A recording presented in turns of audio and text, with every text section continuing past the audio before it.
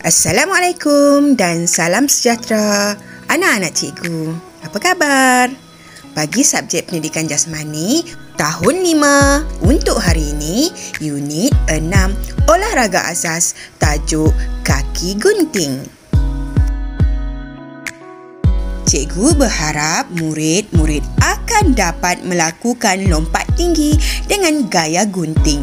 Kedua, murid-murid dapat mengenal pasti lakuan yang betul bagi kemahiran lari landas, lonjakan, layangan dan mendarat semasa melakukan lompat tinggi dengan gaya gunting. Dan yang terakhir, murid-murid dapat mengenal pasti ruang selamat untuk melakukan aktiviti. Kamu boleh rujuk buku teks pendidikan jasmani dan pendidikan kesihatan muka surat 40 dan 41. Untuk video ini, kita akan memberi penekanan kepada gaya lompatan lompat gunting. Sebelum tu, adakah kamu pernah dengar apa itu lompat tinggi? Ya, pasti kamu pernah mendengarnya, bukan? Lompat tinggi merupakan acara balapan dan padang di mana atlet harus melompat tanpa bantuan di atas bar melintang yang diletakkan di ketinggian tertentu yang diukur tanpa menjatuhkannya. Anak-anak cikgu, tahukah kamu apakah peralatan yang digunakan dalam acara lompat tinggi? Yang pertama ialah tiang lompat tinggi. Alatan yang kedua ialah palang lompat tinggi. Yang ketiga adalah kawasan mendarat. Selalunya kita panggil tilam lompat tinggi. Seterusnya, pita pengukur. Dan yang terakhir, landas lari dan kawasan lonjak. Nah, anak cikgu Aisyah, untuk pengetahuan kamu, terdapat banyak gaya dalam acara lompat tinggi. Antaranya, yang pertama, gaya gunting. Kedua, gaya timur. Ketiga, gaya guling barat. Seterusnya, gaya pelana. Dan gaya terakhir yang selalunya digunakan oleh atlet-atlet lompat tinggi ialah gaya Fosbury flop. Hari ini kita akan lihat tentang lompat tinggi gaya gunting.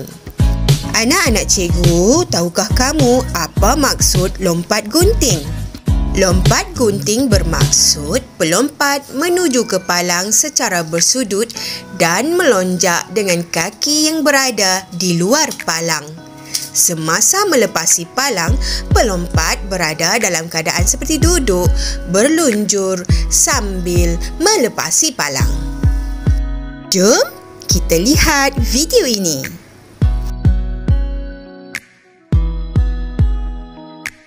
Pelompat berlari menuju ke palang secara bersudut, melonjak.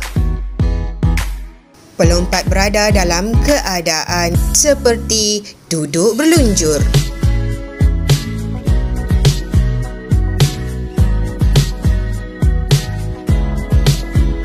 Dan seterusnya mendarat.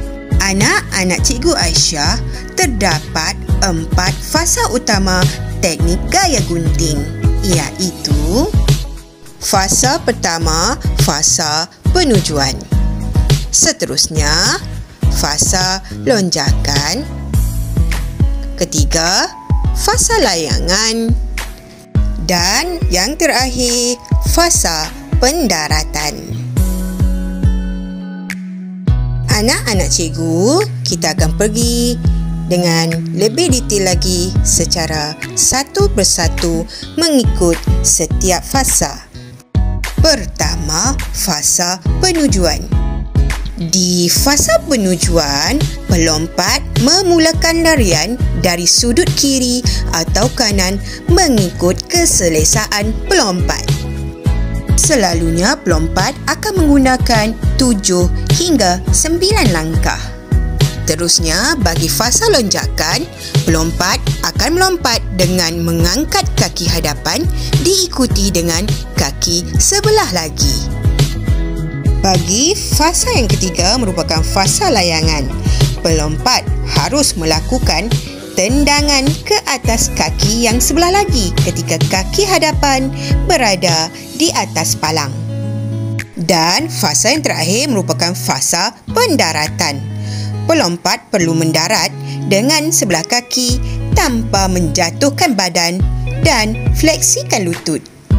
Kita lihat gabungan 4 fasa lompat tinggi gaya gunting. Wah, hebat kan? Anak-anak Cikgu Aisyah, sebelum melakukan aktiviti, kamu perlu tahu apakah langkah keselamatan ketika melakukan acara lompat tinggi. Antaranya ialah pertama, pastikan kawasan aktiviti berada dalam keadaan selamat. Seterusnya, pastikan semua alatan selamat untuk digunakan.